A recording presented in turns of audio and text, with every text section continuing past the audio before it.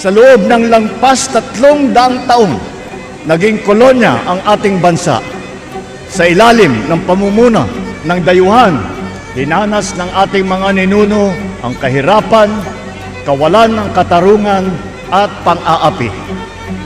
Ang pagnanais natin na makamit ang hustisya at pagkakapantay-pantay ang siyang nagtulak sa lahing Pilipino na mag-alsa laban sa pamamahala ng dayuhan. Matapos ang mahigit 1 siglo mula nang makamit natin ang kalayaan, ano na ang nagawa natin sa kalayaang kanilang ipinaglaban?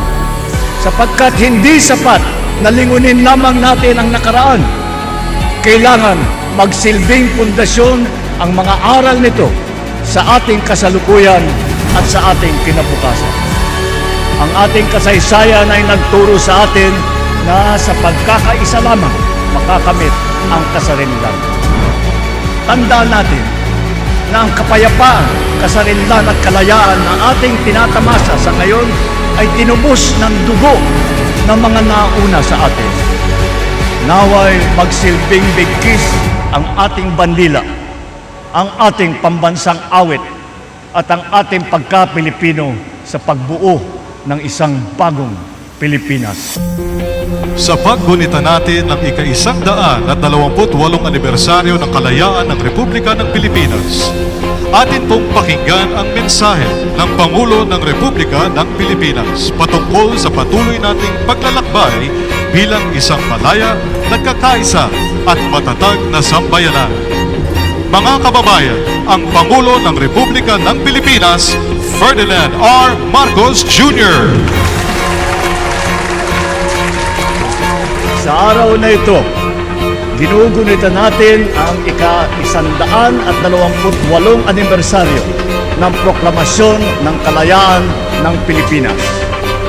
Sa ilalim ng katipunan, nagawa ni Gat Andres Bonifacio at ng mga katipunero na pag-isahin ang bayan tungo sa isang adhikain at isang laban. Ipinagpatuloy ni General Emilio Aguinaldo ang pakikibaka at tangan lamang ang pananampalataya, pagmamahal at kabayanihan. Itinaas ang ating watawat sa Kawit, Cavite na makasaysayang araw noong itong 1898. Dito, ipinahayag natin sa buong mundo ang hangarin nating mamuhay bilang isang malaya at nagsasariling bansa. Maraming salamat po. Mabuhay ang ating mga bayani. Mabuhay ang sambayanang Pilipino. Mabuhay ang Republika ng Pilipinas. Muli ang Pangulo ng Republika ng Pilipinas, Ferdinand R. Marcos Jr.